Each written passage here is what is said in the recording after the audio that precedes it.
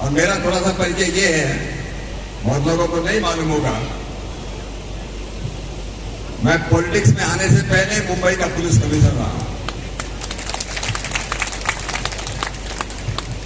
वहां बड़े बड़े गुंडों को, जो अंडरवर्ल्ड है,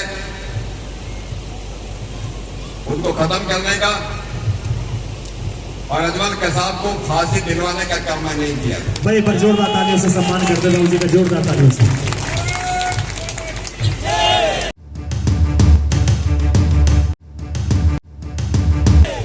और 2014 में मैं अपनी सर्विस छोड़ करके 150 साल के इतिहास में मैं मुंबई का पहला पुलिस कमिश्नर जिसने अपनी नौकरी छोड़ी। नहीं तो 25-30 साल तक लोग सपना देखते हैं कि इस कुर्सी पर बैठने का कभी मौका मिलेगा, और कुर्सी को छोड़ करके मैं राजनीति में आया। और 2014 में इस सीट को कोई सोच नहीं सकता था कि भारतीय जनता पार्टी कभी जीत सकती है। जहां पर कभी चौधरी चरण सिंह जी सांसद होते थे, चौधरी अजीत सिंह जी सांसद होते थे, मैं 2014 में चौधरी अजीत सिंह को वहां से हराया। और 2019 में उनके बेटे जयंत चौधरी को हराया। अब आप लोगों के बीच में हूं। मैंने देखा है, बहुत नजदीक से देखा है,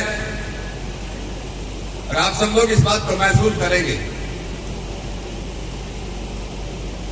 जितने भी लोग यहां पर हैं दुनिया के अंदर या यहां पर हैं, सबसे बड़ी जरूरत अगर किसी की है, आदमी भूखे पेट रह सकता है,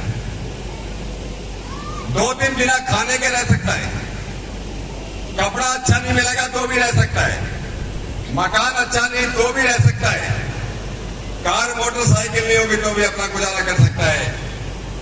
लेकिन आदमी की सबसे पहली जरूरत है सुरक्षा की, और सुरक्षित नहीं। और इस बात को मानते हो कि नहीं मानते?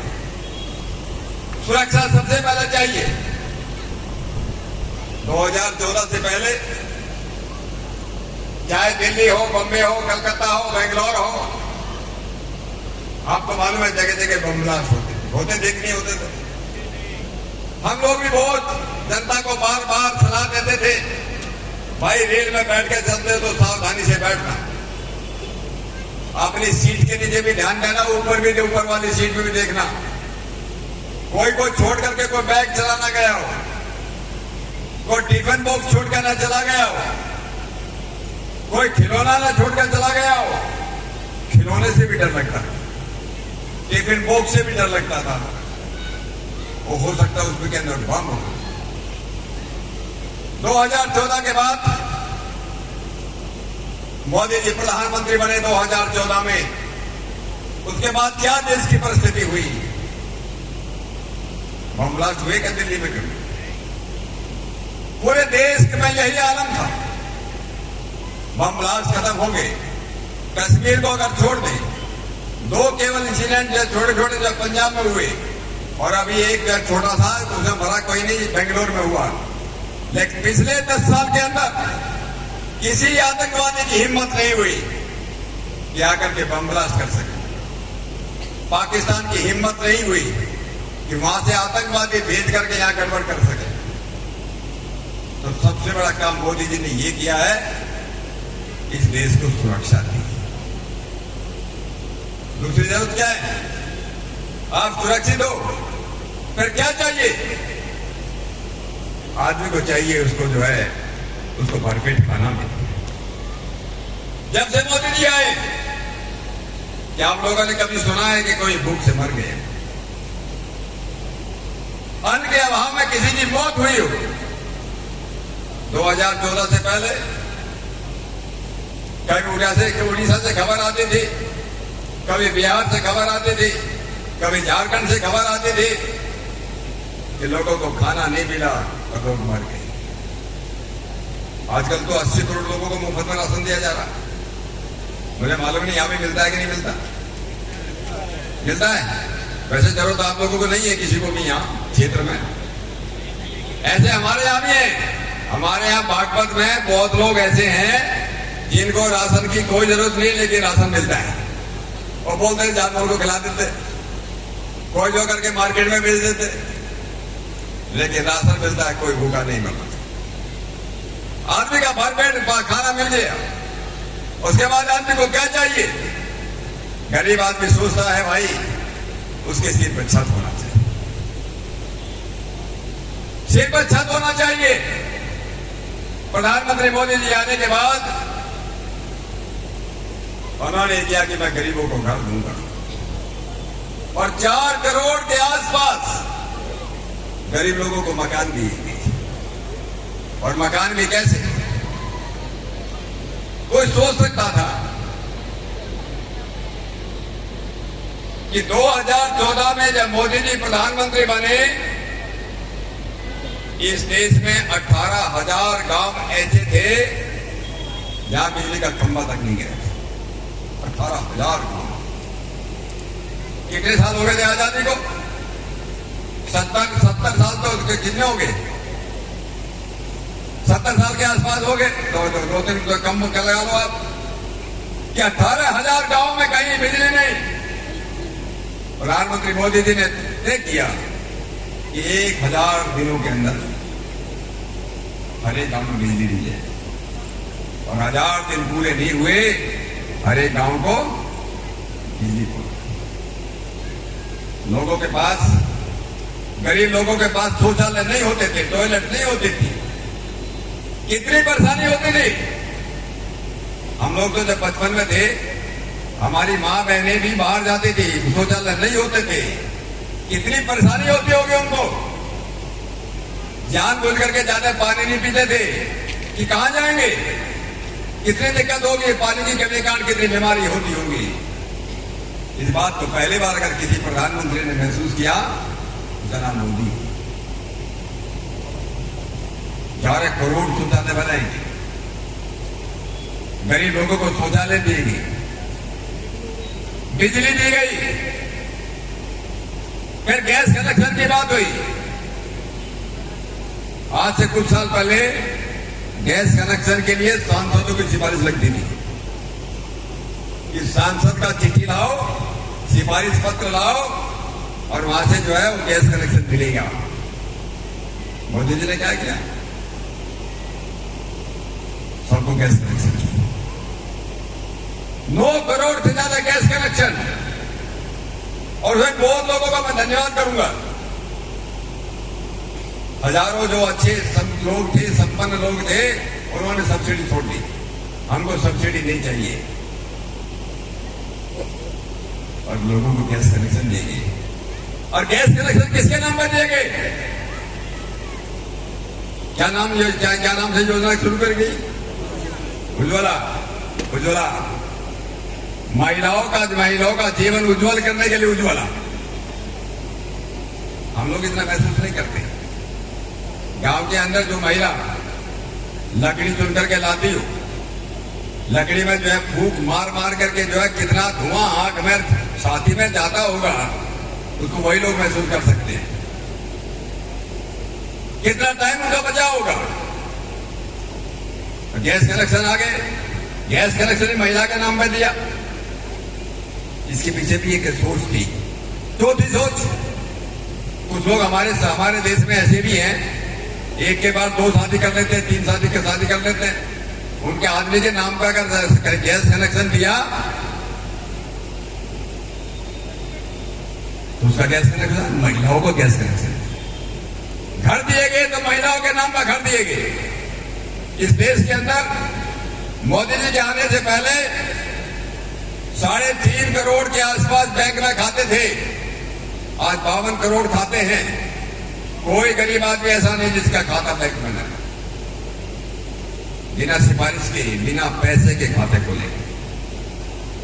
अभी घर घर में जल की योजना, घर घर में नल इस देश को मजबूत बनाने के लिए और विरासत पर के साथ विकास करने के लिए। भगवान राम का मंदिर 500 वर्ष का संघर्ष है। कब तोड़ा गया था राम का मंदिर? किसी को मालूम होगा? किसने तोड़ा था? 1526 में तोड़ा। 1526 में राम का मंदिर कब बना? बस अंदाजन 500 वर्ष लगा लो, 2-3 साल फुट कम लगा लो। और कई लोग, यहाँ के लोगों को मालूम नहीं होगा, दिल्ली के लोगों को, बहुत लोगों के बात मालूम नहीं है। अयोध्या के आसपास कुछ गांव हैं, ठाकुरों के गांव हैं, राजपूतों के गांव हैं। उनके पूर्वज राम मंदिर को जब तोड़ा गया, बाबर की सेना से, बाबर का सेनापति था कोई, क्या नाम था उसका? मीर बाकी। वेरी गुड, धन्यवाद। मीर बाकी की खून से लड़ाई करते करते शहीद हो गए। और उन्होंने एक प्रण किया। प्रण क्या था? कि जब तक दोबारा राम मंदिर अयोध्या में नहीं बनेगा, तब तक न हम सिर पर पगड़ी पहनेंगे और न पैर में जूता चप्पल पहनेंगे। और पीढ़ी दर पीढ़ी अयोध्या में जाओ, राम मंदिर के दर्शन करने जाओगे तो पता लगाना, पीढ़ी दर पीढ़ी बिना पगड़ी के आदमी रह सकता, बिना जूते और चप्पल के रहना। इतना बड़ा त्याग था। अभी राम मंदिर के बनने के बाद इन गांव के लोगों ने पगड़ी पहनना और जो है पैर में जूते चप्पल पहनना शुरू किया। अगर मोदी जी ने आते ना, राम मंदिर भी नहीं बनने वाला था। कितने सालों से सबसे पहला मुकदमा राम मंदिर के बारे में मैंने किताब लिखी है, अभी मैंने पूरा डिटेल दिया है। राम मंदिर के बारे में सबसे पहला मुकदमा, जिसका नाम पहले फैजाबाद बोलते थे, अभी अयोध्या, योगी जी ने क्या नाम दे दिया? अयोध्या जिला बना दिया। वह सबसे पहला मुकदमा 1884 में हुआ। कितने साल हो गए भाई? 16 लगा लो और ये लगा लो अभी 20, मतलब लगभग 125 साल से मुकदमे चलते रहे कोर्टों में, जिला कोर्ट में, हाई कोर्ट में, सुप्रीम कोर्ट में। इतने सालों से मुकदमे चलते रहे और मोदी जी नए आते, आपको मालूम है फिर क्या होता? चलता रहा था। राम का मंदिर बना। ये राम का मंदिर केवल ऐसा नहीं कि केवल पूजा पाठ के लिए है। ये राम का मंदिर ये हमारे गौरव का प्रतीक है, इस देश की संस्कृति का प्रतीक है। भगवान राम, उनको मर्यादा पुरुषोत्तम कहते हैं। ये इस देश की संस्कृति का प्रतीक है और इसलिए ये हम सब लोगों को गर्व होना चाहिए। और केवल एक राम का मंदिर नहीं, अभी वहां चल रहा, बनारस के अंदर चल रहा है, आपको काशी में क्या चल रहा है आपको मालूम है?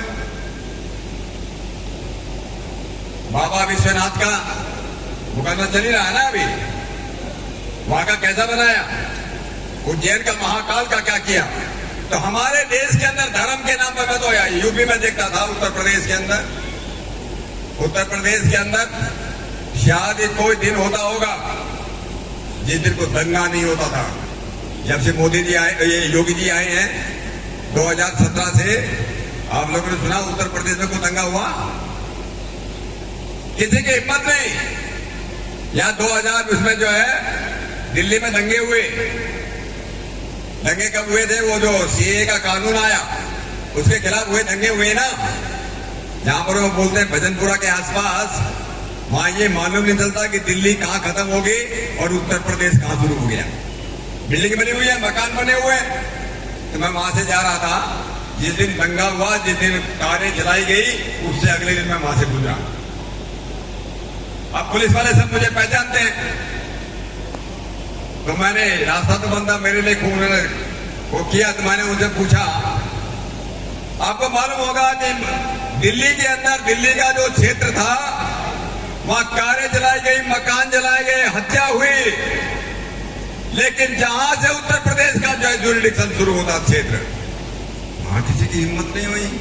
मैंने पुलिस वालों से पूछा, इसका कारण क्या है? ये तो मिले हुए मकान है। बोला, यहाँ तो बाबा का डंका बचा है।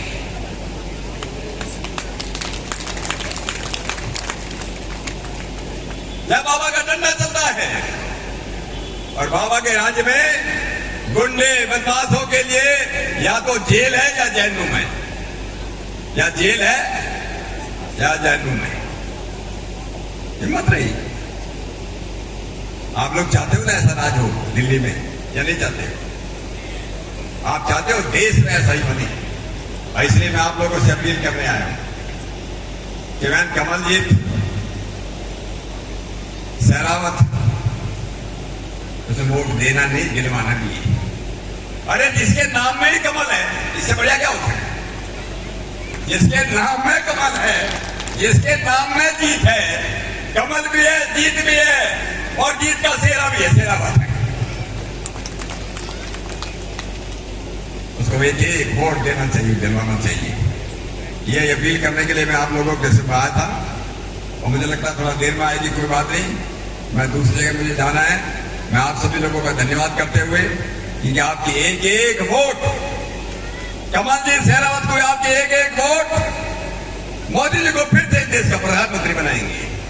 और एक ऐसा देश 2047 का पूर्ण विकसित देश, हर एक प्रकार से ताकतवर देश, आपके बच्चों का भविष्य बनाने वाला देश, आत्मनिर्भर देश बनेगा।